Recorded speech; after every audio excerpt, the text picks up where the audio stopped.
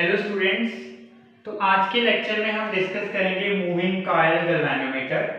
Board point of view से this is very very important topic. इसकी derivation आ जाती है और मींस कंस्ट्रक्शन, प्रिंसिपल, वर्किंग, वो सारे जो है एक 5 मार्क्स का क्वेश्चन उसके ऊपर कई बार बन जाता है, इंपॉर्टेंट है। तो फर्स्टली हम देखेंगे कि गैल्वेनोमीटर, जो मूविंग कॉइल गैल्वेनोमीटर, ये क्या है।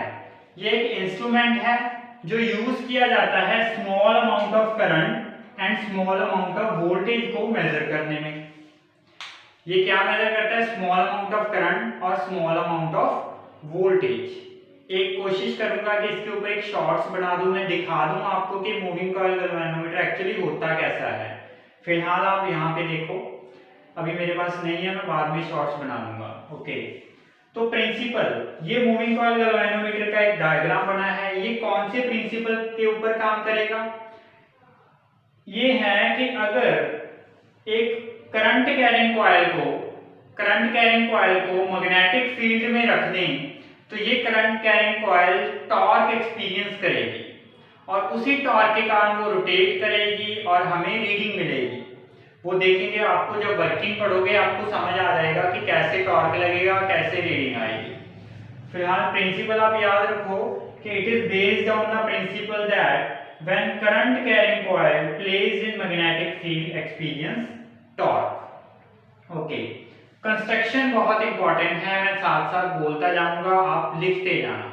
ओके, कंस्ट्रक्शन है, ये डायग्राम आप देख रहे हो। अगर बोर्ड में आया डायग्राम भी आना चाहिए आपको। कंस्ट्रक्शन का डायग्राम है, एक छोटा सा डायग्राम और आएगा, वो वर्किंग के ऊपर, वर्किंग वाले पोर्शन में बना देंगे। तो कंस्ट्रक्शन है कि यहाँ पे ये जो है ये कॉइल है, ये है insulated copper wire, insulated copper wire है और इसको वाउंड किया गया है over a non magnetic frame. अगर मान लो आप स्क्वायर शेप कोई फ्रेम ले लो तो उसके ऊपर इस तरह जैसे आप वाइंडिंग्स बनाते हो, इसके नंबर ऑफ टर्न्स, इसको वाउंड कर दिया over a non magnetic frame. और ये जो कॉइल है इसका एक एंड यहां से टॉर्शनल हेड से इसको इस तरह अटैच किया गया है विद द हेल्प ऑफ, ये जो वायर है this is phosphorus bronze wire. यहां तक ये जो है फॉस्फोरस ब्रोंज वायर। इसको सस्पेंड, ये वाली कॉइल जिसको नॉन मैग्नेटिक फ्रेम के ऊपर बाउंड किया गया था, इसको सस्पेंड किया गया है with the help of phosphorus bronze wire. कहां से सस्पेंड? टॉर्शनल हेड से। ये क्लियर हो गया? ओके, थर्ड पॉइंट क्या है कि इस वायर के जो ये वाइंडिंग जिसको बाउंड किया गया था, उसके अंदर हमने सॉफ्ट आयरन कोर और उसके साइड पे हमने कर्व्ड मैग्नेट रख लिए। अब ये क्यों रखे? सॉफ्ट आयरन कोर और कर्व्ड मैग्नेट जो हैं वो हमने क्यों रखे? वो हमने इसीलिए रखे क्योंकि यहाँ पे हमें चाहिए रेडियल मैग्नेटिक फील्ड।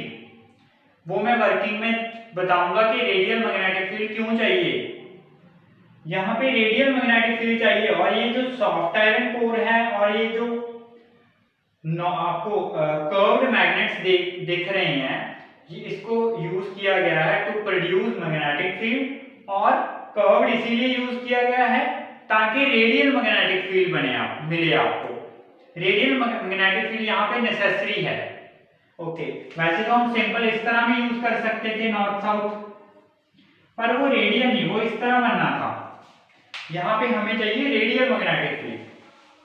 ओके, यहाँ पे जो कॉइल का एक एंड है वो तो फॉस्फोरस ब्रोंज वायर से के साथ अटैच है, दूसरा एंड स्प्रिंग, ये जो है स्पाइरल स्प्रिंग है। स्पाइरल स्प्रिंग आपने देखा होगा, जैसे जो बच्चे हैं, टॉय कार होती है ना, उसमें इस तरह हम बोल देते हैं कि चाबी फिल करते हैं, इस तरह उसको ऐसे करते हैं फिर छोड़ते हैं तो वो आगे चली जाती है। तो वो जो स्प्रिंग है वो कुछ इस तरह का होता है।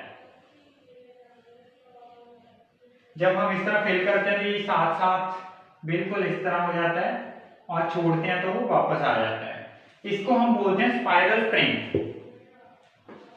ये अटैच है। स्प्रिंग का क्या वर्क है? रिस्टोरिंग टॉर्क देगा हमें, वर्किंग में सारा आ जाएगा। अभी हम कंस्ट्रक्शन देख रहे हैं। ये स्प्रिंग को फर्दर अटैच किया गया है टर्मिनल T2 से। यहाँ पे टर्मिनल T1 है, फास्फोरस ब्रोंज वायर के साथ अटैच है, और फास्फोरस ब्रोंज वायर इस कॉइल के साथ अटैच है, इंसुलेटेड कॉपर वायर के साथ अटैच है, और ये इसका अदर एंड जो है attach to a spiral spring, और स्पाइरल स्प्रिंग से इस तरह हमने टर्मिनल T2 के साथ कनेक्ट कर दिया। टर्मिनल T1 T2 क्या है? टर्मिनल T1 T2 है जिसमें हम सर्किट, अगर कोई बैटरी वगैरह लगाई तो एक वायर यहाँ पे लगा देंगे और दूसरी वायर यहाँ पे लगा देंगे, तो सर्किट पूरा हो जाएगा और करंट फ्लो करेगा। तो ये तो हमारी थी कंस्ट्रक्शन। अभी एक बार फिर मैं रिपीट कर देता हूं कि हमारे पास है, firstly there is a insulated copper wire wound over a non-magnetic frame। First point साथ साथ लिखते जाओ।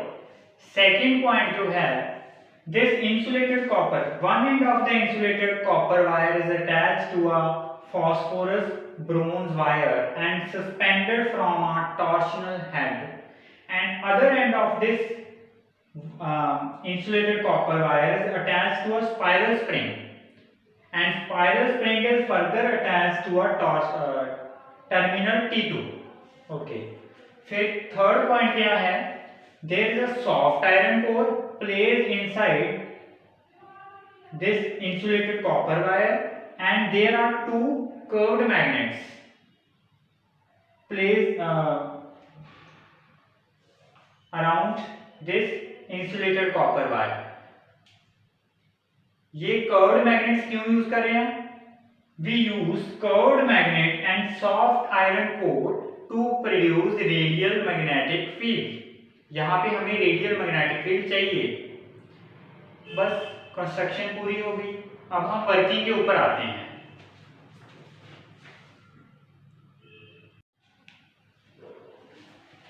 नेक्स्ट जो है वर्किंग है मूविंग कॉइल गैल्वेनोमीटर की। ये वाला डायग्राम मैंने अरेंज नहीं किया। देखो ये वाला जो डायग्राम है ये वर्किंग में मैं बनाऊंगा। एक्चुअली इसका टॉप व्यू ले रहे हैं, इसको यहां से देख रहे हैं। ये वाला मैग्नेट ये नॉर्थ आ गया, ये साउथ पोल आ गया उसका साउथ, और यहाँ पे ये जो दिख रहा है circle, this is soft iron core, और ये जो कॉइल मैंने बताया था bound over a non magnetic frame, तो इस ये बना ली मैंने कॉइल। ओके, तो रेडियल मैग्नेटिक फील्ड आ रहा है क्योंकि कर्व्ड मैग्नेट मैंने बताया था कंस्ट्रक्शन में कर्व्ड मैग्नेट यूज कर रहे हैं to produce radial magnetic field. अभी रेडियल मैग्नेटिक फील्ड क्यों चाहिए? रेडियल मैग्नेटिक फील्ड इसीलिए चाहिए ताकि कॉइल अगर रोटेट हो जाए, अगर वो यहाँ पे आ जाए, रोटेट होती जाए, इस तरह कॉइल रोटेट होएगी, तो ये जो नीडल डिफ्लेक्शन है, ये जो डिफ्लेक्शन है इस तरह आएगी, इस तरह आएगी, इस तरह आएगी। कॉइल अगर मान लो ये है तो रोटेट यहाँ पे आ गई तो ये इस तरह हो जाएगी, यहाँ पे आ गई तो ये इस तरह हो जाएगी। मींस अगर आपके पास रेडियल मैग्नेटिक फील्ड है तो angle between this coil and this magnetic field is always 0 degree. Radial magnetic field is used, radial magnetic field क्यों यूज कर रहे हैं? Is used so that angle between magnetic field and coil is always 0 degree irrespective of the orientation। coil कैसे भी हो तो 0 degree ही रहेगा। यहाँ पे इस तरह कोई आएगी 0 डिग्री है, यहाँ पे इस तरह आ गया 0 डिग्री है, यहाँ पे इस तरह आ गया 0 डिग्री है। ये थोड़ा सा मुझसे लाइन से ही नहीं बनी, बस ये 0 डिग्री आ रहा है ना। ओके, तो ये 0 डिग्री ही क्यों चाहिए? क्योंकि अगर हम वायर का टॉर्क देखें तो टॉर्क आएगा हमारे पास NBIA। वैसे BIA cos थीटा होता है, तो नंबर ऑफ टर्न्स हैं तो N लिख लिया cos थीटा। देखो अगर जीरो नहीं आ रहा, cos जीरो आ रहा है तो cos थीटा cos जीरो 1 हो जाएगा, तो मीन हमारे पास टॉर्क कौन ही बचेगा, N B I A. cos का कोई थीटा का कोई इफेक्ट नहीं पड़ रहा। अगर जीरो नहीं आ रहा, मान लो लीनियर इस तरह फील्ड है लीनियर, तो cos की वैल्यू अलग अलग एंगल पे अलग अलग होएगी। तो ये जो है यहाँ पे इक्वल डायमेंशंस हैं, तो हमें एक्यूरेट रीडिंग नहीं मिल पाएगी। तो कॉइल कैसे भी रोटेट हो, मींस किसी एंगल के लिए थीटा के लिए ये डिवीजन हम ले रहे हैं। ओके, ये क्लियर हो गया। This is torque on this coil जब ये रोटेट करेगी।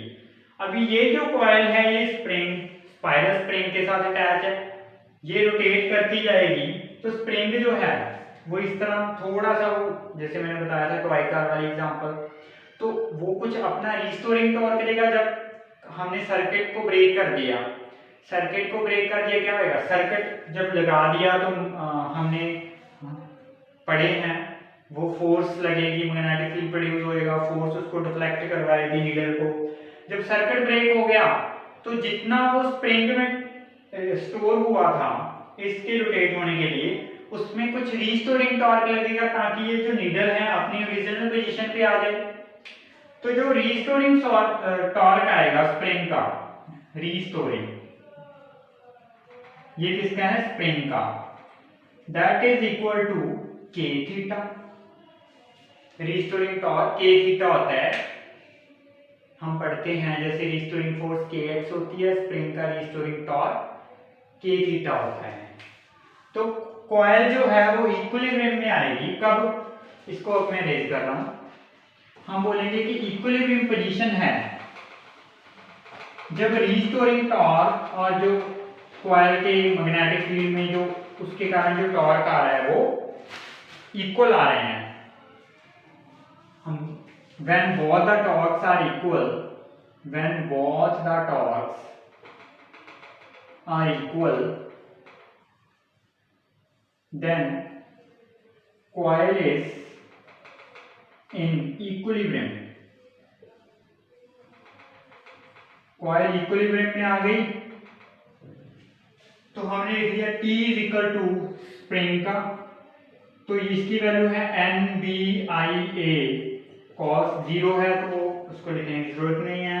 दिस इज के थीटा, तो आई की अगर मैं वैल्यू निकालूं, दिस इज के थीटा बाय एन बी ए, ये भी कांस्टेंट है, नंबर ऑफ टर्न्स भी कांस्टेंट, मैग्नेटिक फील्ड एरिया, तो मींस आई हम बोल रहे हैं कि डायरेक्टली प्रोपोर्शनल टू थीटा आ रहा है।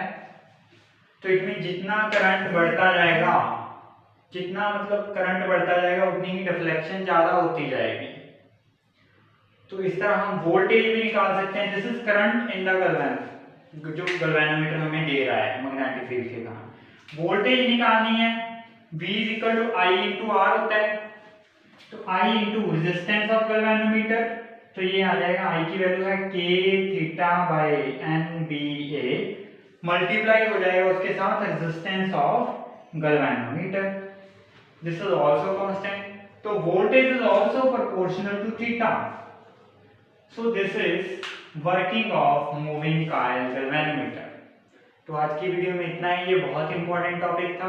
अगर वीडियो अच्छी लगी तो आप हमारे चैनल को सब्सक्राइब कर सकते हो, लाइक कर सकते हो वीडियो को। Thank you.